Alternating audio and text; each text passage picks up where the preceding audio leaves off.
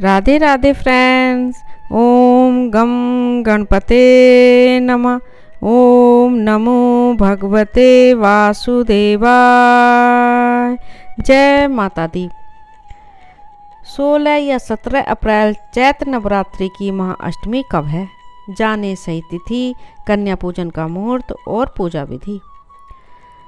नवरात्रि के अष्टमी नवमी तिथि में कन्या पूजन का बड़ा महत्व है।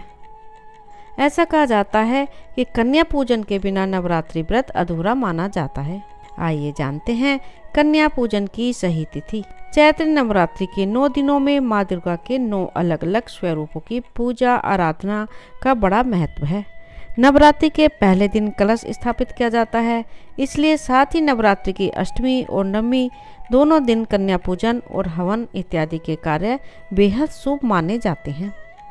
8वें दिन महागौरी की पूजा की जाती है और नवमी तिथि को माँ सिद्धिदात्री की पूजा आराधना के साथ नवरात्रि का समापन होता है। नवरात्रि की अष्टमी नवमी तिथि का शुभ मुहूर्त, कन्या पूजन का मुहूर्त और पूजा विधि। चैत्र नवरात्रि की अष्टमी तिथि। पंचांग के अनुसार चैत्र नवरात्रि की अष्टमी तिथि का आरंभ 15 अप्रैल को दोपहर 12:11 पर हो रहा है और इसका समापन 16 अप्रैल को दोपहर 1:23 पर होगा। इसलिए उदय तिथि के अनुसार 16 अप्रैल को महाअष्टमी मनाई जाएगी और इस दिन कन्या पूजन का कार्य शुभ रहेगा। चैत्र नवरात्रि की नवमी तिथि। पंचांग के अनुसार चैत्र नवरात्रि की महानवमी 16 अप्रैल को दोपहर 1:23 पर आरंभ होगी और 17 अप्रैल को 3:24 पर समाप्त होगी। इसलिए उदय तिथि के अनुसार 17 अप्रैल को महानवमी मनाई जाएगी। यह नवरात्रि का आखिरी दिन होता है। इसी दिन को रामनवमी भी कहते हैं। अष्टमी नवमी तिथि में कन्या पूजन का शुभ मुहूर्त। अष्टमी तिथि को सुबह 11:55 से दोपहर 12:47 तक अभिजीत मुहूर्त में कन्या पूजन करें। वहीं महानवमी के दिन कन्या पूजन का शुभ मुहूर्त सुबह 6:27 से लेकर सुबह 7:51 तक रहेगा। कन्या पूजन की विधि। कन्या पूजन के एक दिन पहले सभी कन्याओं को निमंत्रण दें। जब कन्याएं और बटुक घर आ जाएं, तो उनका जल से चरण धोएं और उनके चरण स्पर्श करें। अब उन्हें स्वच्छ आसन पर बिठाएं। फिर कन्याओं और लड़कों की कलाइयों पर मोली बांधें और उनका तिलक करें।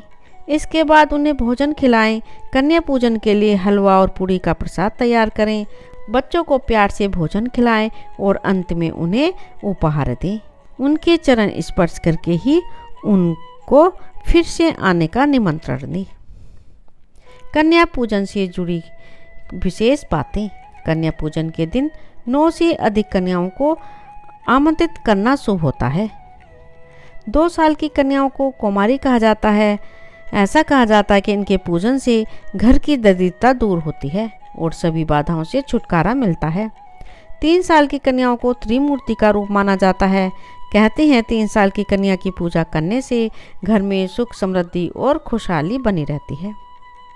धार्मिक मान्यता है कि घर में सुख शांति के लिए 4 साल की कन्या का पूजन करना बेहद शुभ होता है।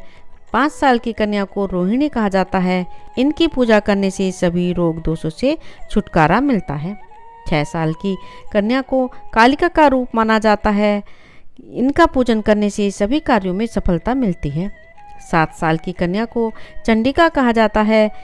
चंडिका का पूजन करने से घर में धन दौलत की कमी नहीं होती है। 8 साल की कन्या को सांभवी कहा जाता है। 8 साल की कन्या का पूजन करने से सभी कार्यों में सफलता मिलती है। 9 साल की कन्या को माँ दुर्गा का रूप माना जाता है। 9 साल की कन्या का पूजन करने से शत्रुओं पर विजय मिलती है। 10 साल की कन्या को सुभद्रा कहते हैं। 10 साल की कन्या का पूजन करने से सभी मनोकामनाएं पूर्ण होती हैं। 16 अप्रैल को महाअष्टमी यानी अष्टमी तिथि का विशेष दिन रहेगा। इस दिन दुर्गा माता के 8वें स्वरूप महागौरी की पूजा की जाती है। यदि आपको किसी भी प्रकार का संकट चल रहा है तो विधिवत व्रत रखकर माता की पूजा करें और यह 8 उपाय भी करें। सप्तमी, अष्टमी या नवमी के दिन व्रत का समापन होता है। तब अंतिम दिन हवन किया जाता है। अष्टमी के दिन हवन करना शुभ माना जाता है। कन्या भोज, जब व्रत के समापन पर उद्यापन किया जाता है तब कन्या भोज कराया जाता है। अष्टमी पर 9 कन्याओं को भोजन कराने के बाद छोटी कन्याओं को छोटे छोटे पर्स में दक्षिणा रखकर लाल रंग के किसी भी गिफ्ट के साथ भेंट करें। संधि पूजा, इस दिन माता रानी की प्रातः आरती, दोपहर आरती, संध्या आरती और संध्या आरती करते हैं। संधि आरती अष्टमी तिथि के समापन और नवमी के प्रारंभ के समय करते हैं। लाल चुनरी, माता को इस दिन लाल चुनरी अर्पित करना चाहिए। आप चाहें तो आरती और पूजा के दौरान इस दिन 5 प्रकार के सूखे मेवे लाल चुनरी में रखकर माता रानी को अर्पित करें। लाल ध्वज, देवी मंदिर में लाल रंग की ध्वज अर्पित करें, चाहें तो मंदिर के गुम्बद पर लगा सकते हैं। देवी को लगाएं भोग, अष्टमी के दिन माता के मंदिर में जाकर लाल चुनरी में मखाने बतासे के साथ सिक्के मिलाकर देवी को अर्पित करें।